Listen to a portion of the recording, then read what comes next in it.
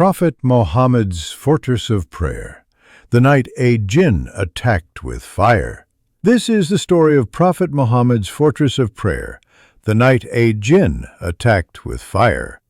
It is a stunning, real-life account centered on the Prophet Muhammad, peace be upon him, at the height of his communion with God, and his unseen antagonist, a powerful and malevolent Ifrit from the world of the jinn.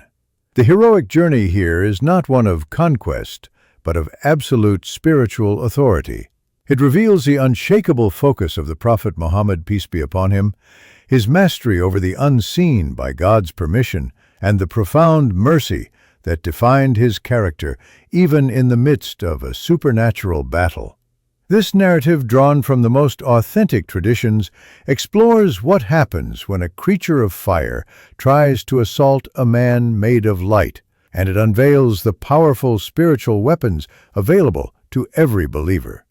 The stage for this conflict was set at the dawn of creation, with the solemn vow of Iblis, Satan, to mislead mankind, a vow recorded for all time in the Holy Quran.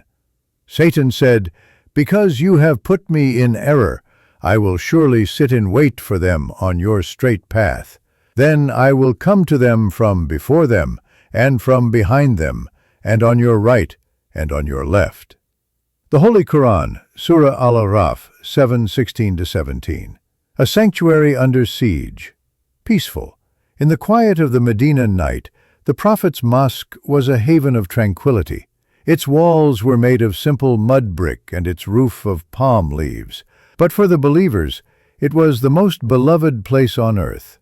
It was here that they stood behind their leader, the Prophet Muhammad, peace be upon him, learning how to converse with their Creator. The prayer was their sanctuary, a fortress of peace in a harsh desert world. But what happens when the sanctuary itself is invaded by a force of pure malice? On this night, as the Prophet, peace be upon him, stood leading his companions in prayer, he was being watched by an unseen enemy, a devil from among the jinn, described in the traditions as a powerful Ifrit, seethed with a burning hatred for the devotion before it. It was a soldier fulfilling the ancient vow of its master Iblis. It saw the light of prophethood, the serenity of worship, and it decided to launch a direct and terrifying assault. Its goal was not merely to whisper distracting thoughts.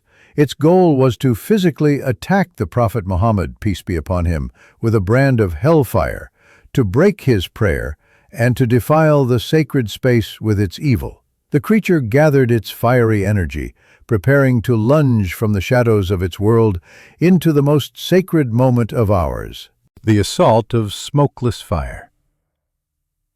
As the Prophet, peace be upon him, was deep in his recitation, his voice a source of comfort and guidance to the believers behind him, the Ifrit attacked. For the companions nothing changed, but for the Prophet, peace be upon him, whose senses God had opened to other realities, the spiritual atmosphere was violently torn asunder. A sudden coldness, a drop in the spiritual pressure, was followed by a blast of palpable heat. An entity of pure smokeless fire lunged from the unseen world into ours. In its hand it held a shihab, not just a flame, but a living splinter of hellfire, a blazing torch whose purpose was to burn and defile. The Ifrit thrust this fiery brand towards the blessed face of the Prophet, peace be upon him. How do you fight an enemy you cannot see, an enemy made of fire, while your heart and mind are meant to be focused solely on God? The Prophet's, peace be upon him, reaction was a stunning demonstration of his unshakable core. His concentration did not shatter. His connection to his Lord did not sever. Instead, that connection became his weapon. His response came in a series of powerful, escalating steps. First, the ultimate spiritual defense. Without panic, his voice remaining steady in his prayer, he sought protection with the most powerful shield in existence. He declared firmly, "I seek refuge in Allah from you." This declaration, a potent spiritual shield, would stop a lesser devil in its tracks. But this was an Ifrit, filled with arrogance and power.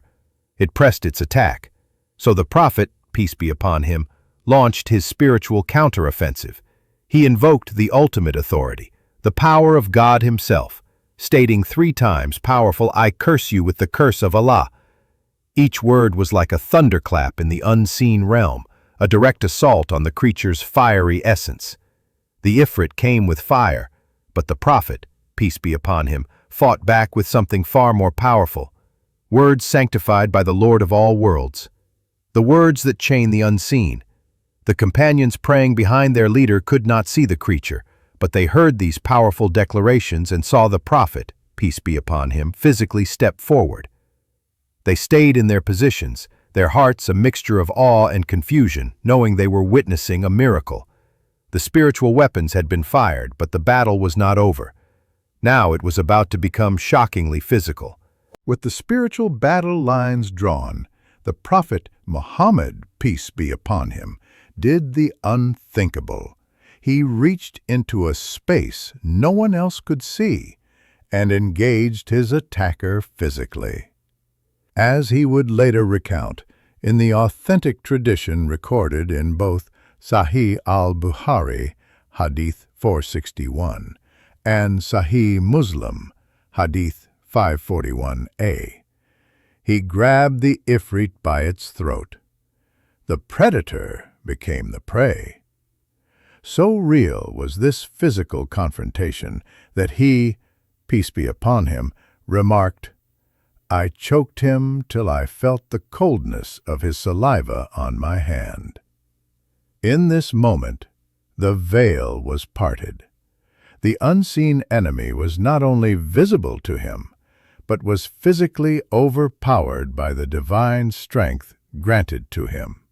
The mighty Ifrit, a being of fire and fury, was now helpless, captured and choked in the grip of the man it sought to harm.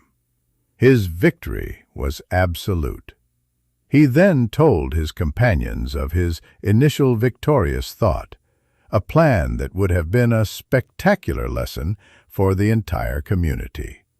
He said, "I intended to tie him to one of the pillars of the mosque, so that you and the children of Medina could see him in the morning." A captured devil, a trophy of a spiritual war for all the children to see and lose their fear of the unseen. The lesson was ready to be taught. Why then did he let it go? A mercy for a brother prophet. The reason for his next action reveals the breathtaking depth of his character. As he held the defeated Ifrit, ready to make a public example of it, another thought entered his mind, a memory of the prayer of another great prophet of God, peace be upon him. He explained, "Then I remembered the supplication of my brother Solomon, peace be upon him. My Lord, forgive me and grant me a kingdom such as will not belong to anyone after me." The Holy Quran, Surah Sa'd 38-35. Prophet Suleiman, peace be upon him, had been granted the unique miracle of absolute dominion over the jinn. Out of profound love and respect for the special status and prayer of his brother prophet, Prophet Muhammad, peace be upon him, chose not to infringe upon that miracle. Though he had the power to, he relinquished his prize. The Ifrit, as he, peace be upon him, said, slinked away, humiliated. The prayer was completed as if nothing had happened. The companions were left in awe, having just witnessed a battle that spanned worlds. The story is a powerful lesson that the fortress of prayer is real, that seeking